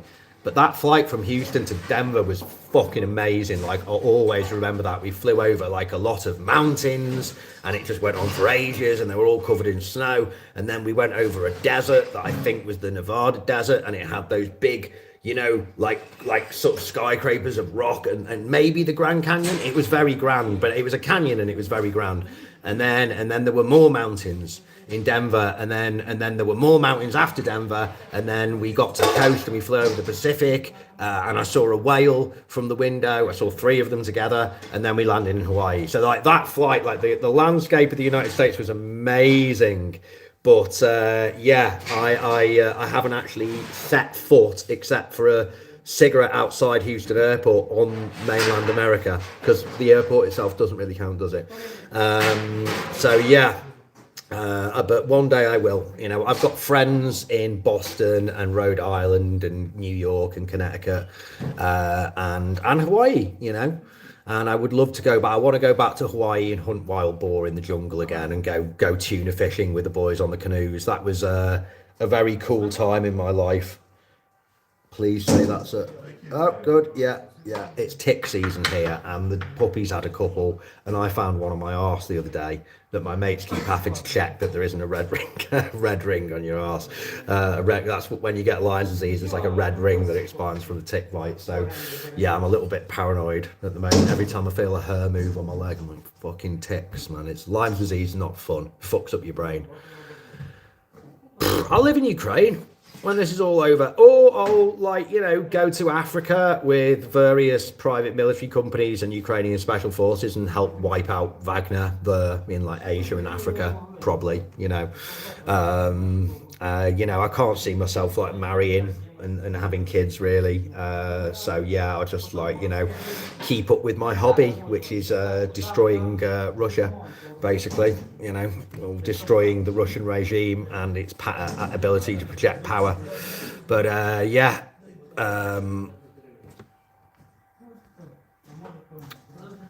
Target lesions? What's a lead? Are you from Iran, Iranian Oibio? I'm just curious. The food in Ukraine, it can be like, it's good. Like, I like borscht. There's a few things that are like part of the very common Ukrainian like palette that aren't technically Ukrainian, like a soup called chinasi, which is Georgian, I believe. And there's there's chinaki, which is like a Bulgarian soup. It's like spicy, but I like all of that. They like the grilled pork on the barbecue, which I'm not a big fan of, but it can be really nice if you marinate the pork first. But yeah, the quality of produce in Ukraine is brilliant.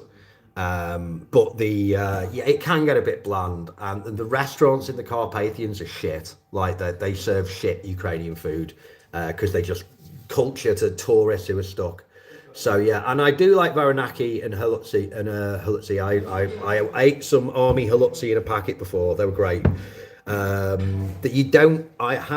only seen one place that even appears to do a decent fry up in all of Ukraine. I've been to two sort of international hotels in Lviv and Kyiv that apparently did a fry up, and one of them gave me hot dog sausages and the other gave me chicken sausages, neither of which belong on a full English breakfast. Yeah, chicken sausages are an abomination unto God. So yeah.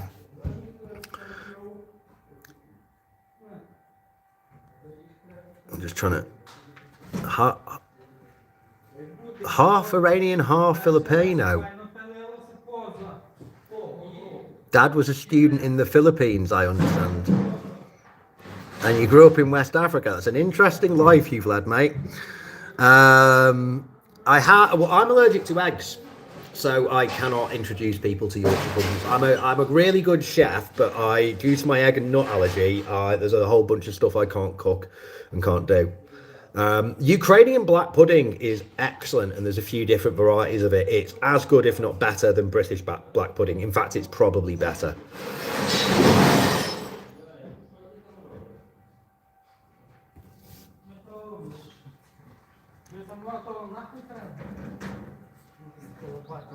I mean, I will say, like, if you get a good British cheddar, it's one of the best cheeses in the world, and they do sell Wick cheddar and stuff at the Metro and the fancy Silpo in Ivana Francis. So about once a month, when I have reason to go up there, I go up and I buy like 50 quid's worth of cheese. You know, like, everyone's got to have a vice. Mine's having nice cheese on toast. No, David.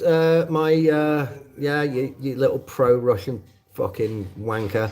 My UK citizenship has not been revoked, nor will it be. I probably get on with the British establishment quite a lot better than you do, mate.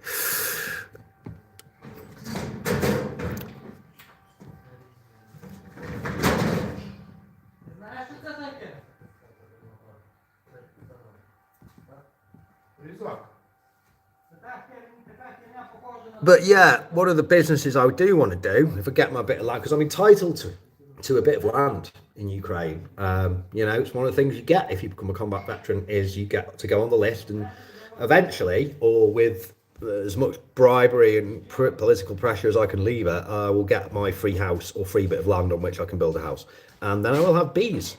And I will fence it off, and I'll have my own, depending on how much land I get, I will have sheep or cows, because I would very much like to raise my own cattle for my own meat. And again, it's something you can just do here. You can just like buy cows, and there's not all this government paperwork bullshit, you know what I mean? A vet will come round and check you every now and again, and that's it, you know?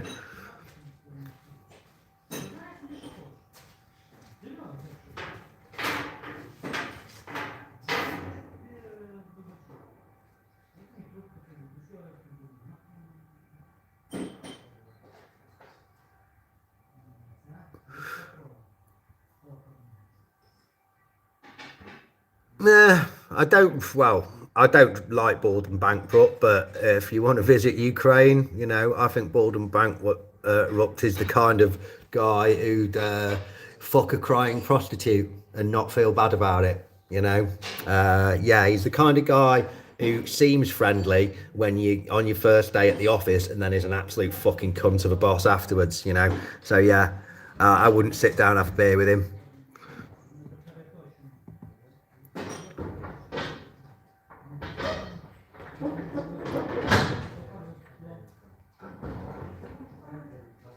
Well, goats are alright, but they don't half fuck up your pasture. I'd rather have sheep.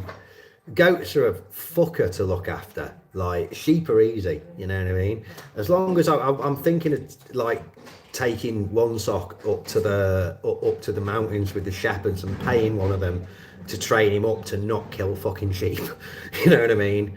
And then yeah, Onesock's job can be to guard my sheep from other stray dogs. One thing Onesock will always want to do is fight another male dog rather than anything else. Ukrainian beer is good. They're very big. Like, you'll see these beer shops everywhere, and it very often will be like locally brewed stuff. And the common brands you get in the bottle are great. There's like one or two that I don't really vibe with, but I don't like white beer, and I don't like blonde beer because I'm lactose intolerant as well as egg and nuts. I eat cheese, I can drink milk, but lactose in beer, it's like Mike Tyson's fucking fisted me the next day. It's horrible, ruins me. So I don't drink that shit, basically. I just like normal lager, or I like black beer. And yeah, but like Orphelia, which is from Ternopil, is not great, but Lviv is great, Transcarpathia is great, Drofa from Kherson is great. I don't know who Roland Bartetsko is off the top of my head. Doesn't ring a bell. Like, I generally try and focus on when I was in the army, I focused on my little bit of war. Now I focus on that. I don't spend too much time reading about Ukrainian politics or what's going on and big political stuff doesn't interest me. I don't know much about the Free Russian Legion guys, but I do respect the shit out of them, and they've done a lot of good, and been on some very, very dangerous missions that cost them a lot of men, but yeah, they're a good unit. There's lactose in a lot of common beers, like Stella has got lactose in, which is one of the reasons that it really does a number on my arse, basically. I didn't realize it's some kind of stabilizing agent, but it's actually common in a lot of beers. So yeah.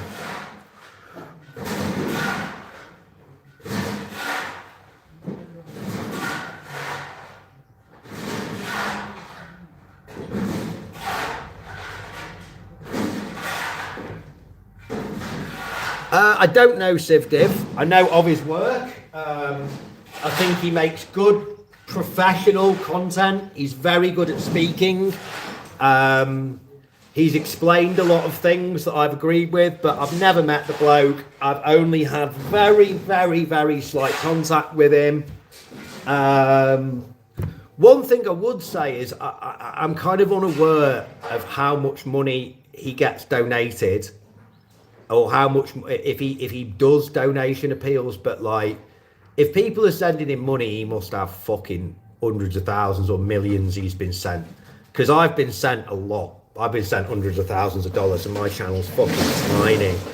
So, you know, I don't really know what he's like with the sort of fundraising and then how he actually spends it. That's something I am vaguely curious about, but I fully admit that I haven't watched anywhere near enough of his content to have the faintest idea. So yeah, perhaps you could tell me.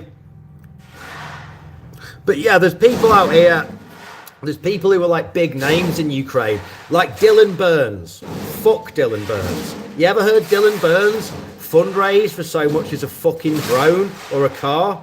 Dylan Burns is just a fucking parasite on Ukraine. Carolan Roberts, that little wanker who was interviewing Zelensky recently, he faked being chased by a drone in Kherson. Fucking wanker. I wouldn't sit there. I know he fucking been to the front now and he's fucking... Fuck off, mate. You know, there's loads of people who are just here for themselves, basically, and I wouldn't sit down, and some of them I'd probably punch if I would have more than 2 drinks, you know.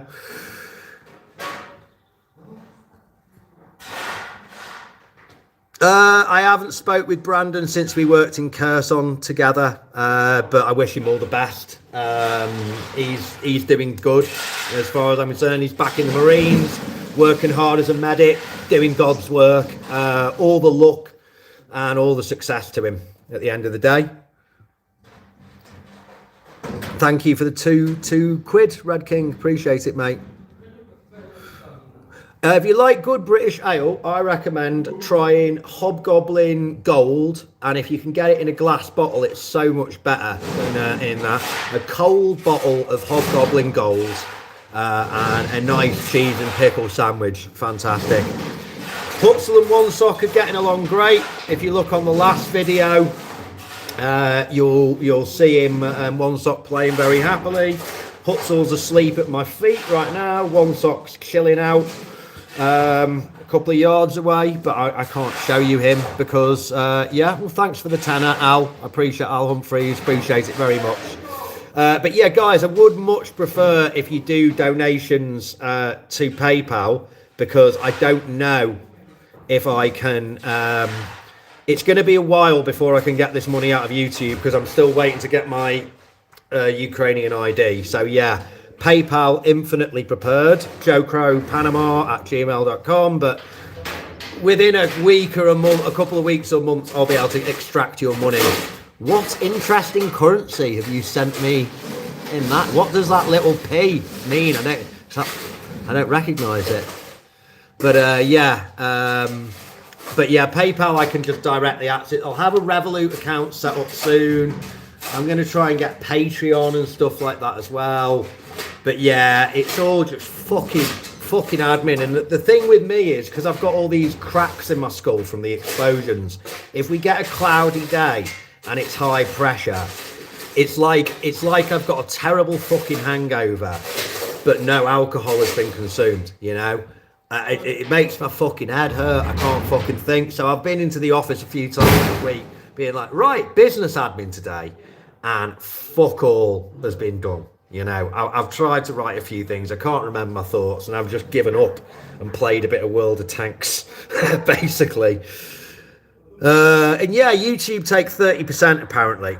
And it's also unclear if someone gives me like a $500 super chat, like how much of that are YouTube taking? 30% of $500 is like, what's that on American Psycho? It's like 20%. 20%, that's my profit, Tango. Even Bumpy didn't take 20%. YouTube take 30%, yeah?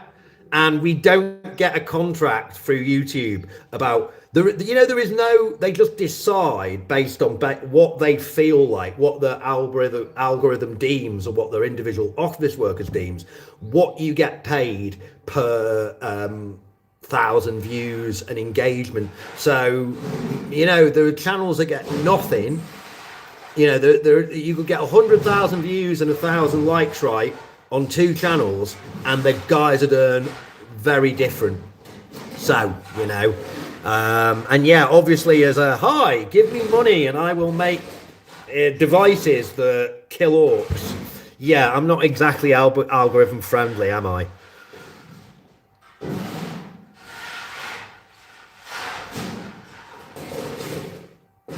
Well, the mountains are actually, we've got a nice white microclimate here, so it's normally great, but I certainly wouldn't move back to the UK with the amount of cloudy weather we get over there. I need somewhere, I mean, I'd probably be absolutely fucking fine down in Kherson, you know, or Odessa.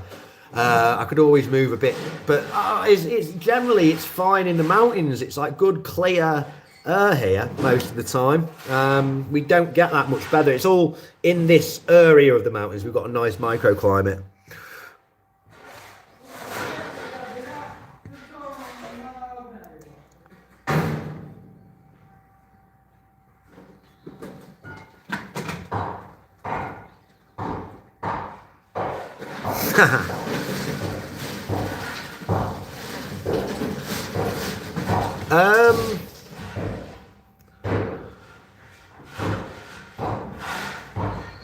Original Hobgoblin. Do you mean the Huffy? Do you mean the Hobgoblin Red?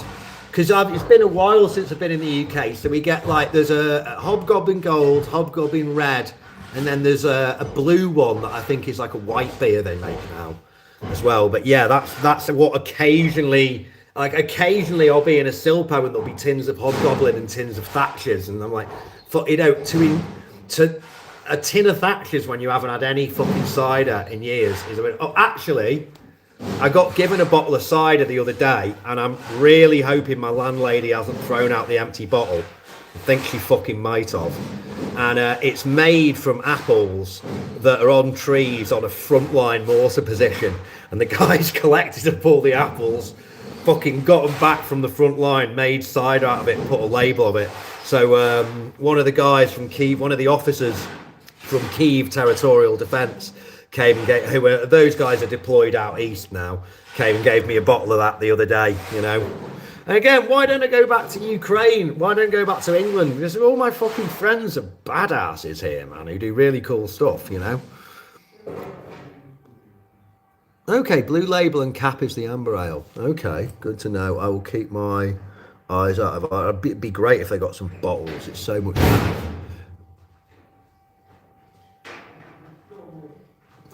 Well, you know, there is no other, like, if there was suddenly bottles of fucking Henry Westons, right, then I'd be buying them. I mean, Thatcher's did actually make some really good, like, bottled ciders as well. Like, I know Thatcher's Gold is fucking, is piss, basically. But you remember when there wasn't anything like Thatcher's Gold around, and it was just like Woodpecker and White Lightning. Thatcher's Gold was game changing when it came out, mate, you know. And yeah, you know, if you haven't had a can of cider in, like, English cider in 2 years, and someone hands you an ice cold can of Thatcher's Gold, it'll taste like amber nectar, you know.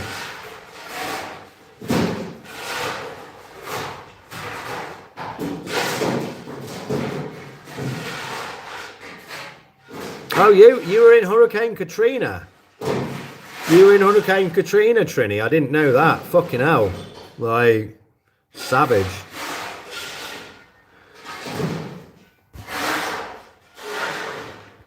I wouldn't know how hard it is to get weed in the Carpathians. Occasionally, like, I'll be at some fireside party. Someone might have a joint. But yeah, it's just not it's not a thing.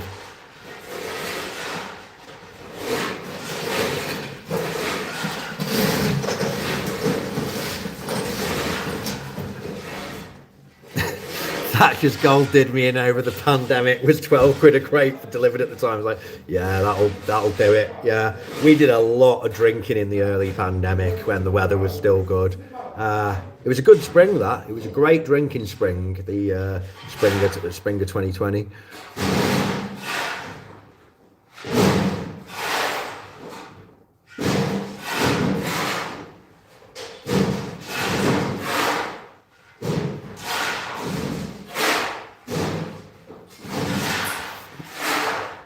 Appreciate it, Red King. Appreciate it, mate. You know what I mean? Like, one thing about my channel is, you know, while I do, little bits of money get spent on, unfortunately, you know, things like the office chair I'm sat in, and you know, fucking like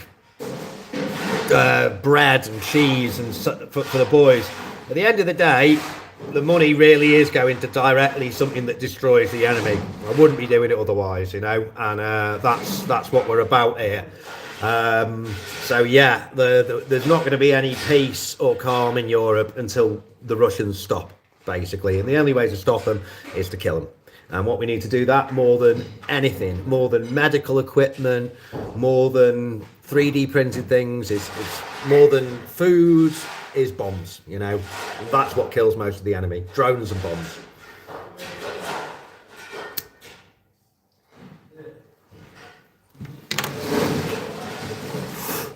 A geezer on YouTube who set up a virtual pub. What's the name of that channel? That sounds funny. Baltimore, like in The Wire. Well, that's unexpected. I never expected Baltimore to have a Ukrainian culture festival, but there you go. But isn't there more than one? There's more than one Baltimore, isn't there? There's Baltimore somewhere near New York, and then there's Baltimore, Maryland. Oh, like in The Wire. Oh, fucking great show, The Wire. I always imagine that I'm going to go like Omar, you know what I mean? I'll just be fucking in the local, in some shop in Ukraine, getting a kebab and a packet of cigarettes, and some like 15-year-old Ukrainian kid who's been brainwashed by the FSB will walk up to me and pop me in the skull. But you got to go one way, haven't you? You got to go one way or another.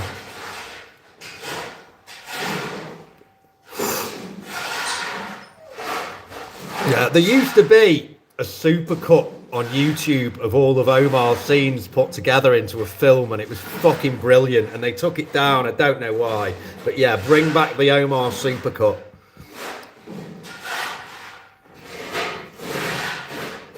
There's a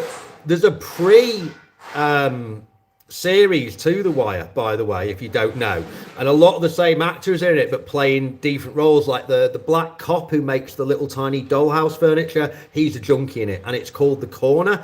And apart from one of the episodes, for some fucking reason, it's all free and fully available on YouTube. I might give it a watch again myself, but yeah, there you go, guys. YouTube, you know, if you've got YouTube Premium, you can sit down and watch a prelude series to The Wire called The Corner on YouTube. And Zulu is always on YouTube for free.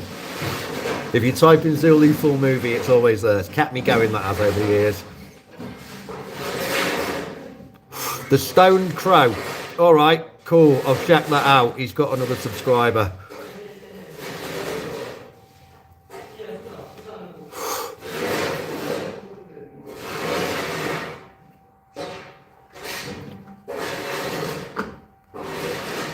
Yeah, the Von Dustain, that is indeed the new workshops in the making. My guys are hard at work behind me, but they don't want their officer to lift a finger. You know, I'm not sure it's whether they are being, you know, really supportive of the fact I'm running the project and putting the money down, or the fact they think I'm an incompetent Englishman, despite the fact I was a building labourer for fucking decades, you know, and I'm more than comfortable with mixing cement and stuff like that. If the boys want to do it, let them get on with it. I will make them tea and coffee and toasted sandwiches.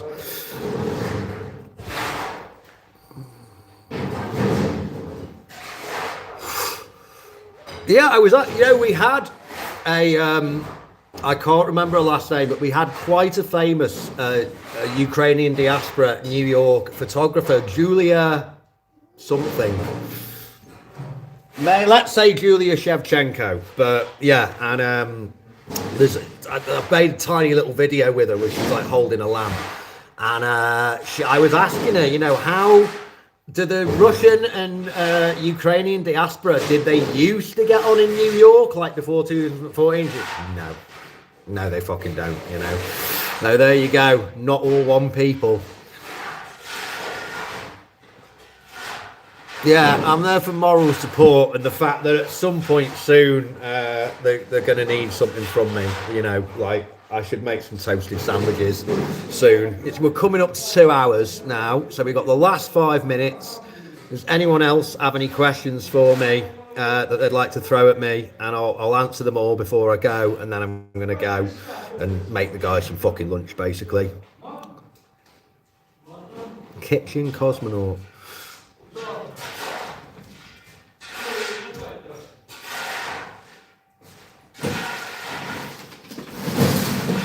Yeah, the work ethic here is like put it like this. I'm from a part of England and from a time in England where if you didn't work hard on a building site when you're a teenager, you might get punched.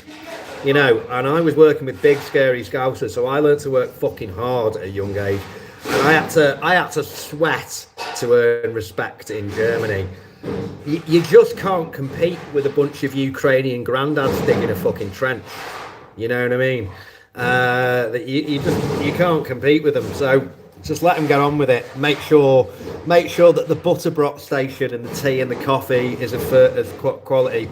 Make sure that the beers and the bottle of cognac's in on the Friday. When do you think your first present was soon? Well, like the way things are going, ideally 4 weeks, maybe 6, and then there'll be like say 1,500 to 2,500 presents going out every month, which is, yeah, say if only 10% of them hit one orc, right? It's a couple of hundred extra dead orcs a month for about 3 to 5 grand of your donations. It's good economics, right? That's getting a hit down to sub $500 at the end of the day, which is 1980s Leon hit prices, you know what I mean? Now, where else can you buy a murder for that kind of money these days? Nowhere except BigMacs BattleBlogs. So, there you go.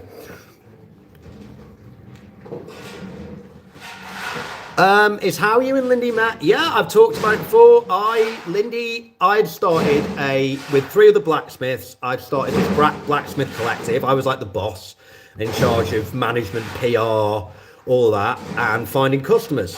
And I contacted Lindy and said, "Oi, mate, I see you're having a suit of armour made. Would you like to come down to Glastonbury," which apparently is quite close to where your family are, and it is, "and you can have 3 guys full-on tutoring you one-on-one, and in a week you can make your own sword, bastard sword, longsword." And he said, yes. So, yeah, that's how me and Lindy got friends, and he came down, he made a sword. There's a series of videos on his channel of him making the sword, and you see a much longer-haired, hippie, bearded version of me wearing a funny waistcoat, because I had a beautiful girlfriend who made me waistcoats back in those days. So, yeah.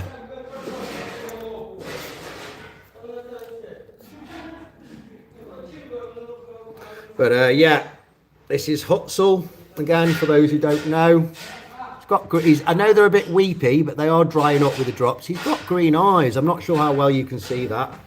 Do you want to go and have a little wee, do you, mate? Hockey for. Come on.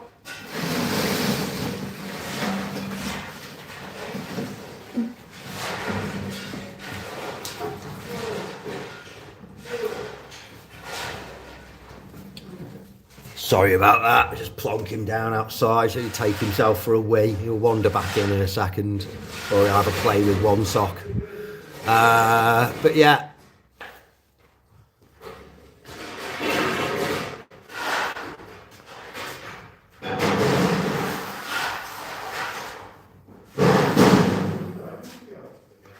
Thank you, Iranian. Nice to, Oyobo, nice to speak to you today, mate. Appreciate the donation. What currency was it in? I'm intrigued. But yeah, I reckon the worms are out, but he's going to have another little half pill in about a week's time. And yeah. So, oh, Jessica. Well, we're just about to leave, sadly. So if you've got a question for me, Jessica, ask it now and I'll make you the last one. Philippine pesos. Okay, 99 Philippine pesos. That's I will find out what that is. But whatever your donation is, whether it's $1 or $1,000 or $5,000, it is all welcome and it all adds up. And nearly all of it gets spent directly on making munitions, and a little bit of it gets spent on diesel and sandwiches for the guys, and electric and rent, and paying two of the guys who are here all the fucking time and handle all of it for me, and I wouldn't be able to do it without them, you know.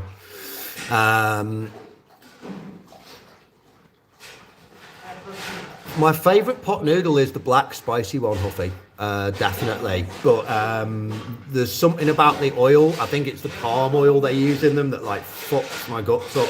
So I don't really eat them. I buy fancy Japanese noodles and cook them in my jet boil these days. But yeah, I got some real Worcester sauce over. So yeah, well, it's a good choice, mate. It is a good choice, you know. Let's see. I am happy about being a two-dog dad. I was a little bit worried when one of the guys put a chicken bone between them the other day and Onesock showed aggression, but he's been very fatherly and loving otherwise. So yeah, that's all good stuff.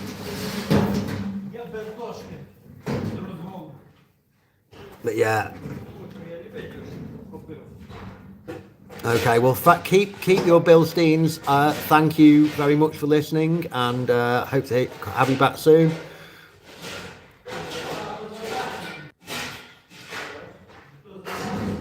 And thanks for the compliment, mate. Relics of War. Thanks very much. Yeah, and good luck with your channel as well.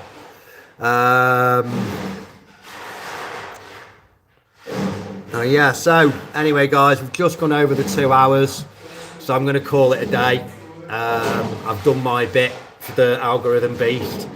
But yeah, anyway, and once again, if any of you know anyone out there in a big accountancy firm who'd like to hire a Sri Lankan woman who's currently in an asylum centre in Poland and the sister of my fallen comrade dentist, please do get in touch with me, like serious offers only. Or if you know someone who works in a big refugee charity or NGO, anything we can do to improve this woman's situation and you know, make sure her and her family is safe, and my dead friend's family is safe. That's one of my main drives as well. So anyway, goodbye everyone. It's goodbye from me, Joe McDonald at BigMacs BattleBlogs. I'd hold up the dogs, but they're out playing right now, so it's goodbye from them too. And as always, to our pro-Russian and Vatnik listeners, Idina Hoy Zalupas.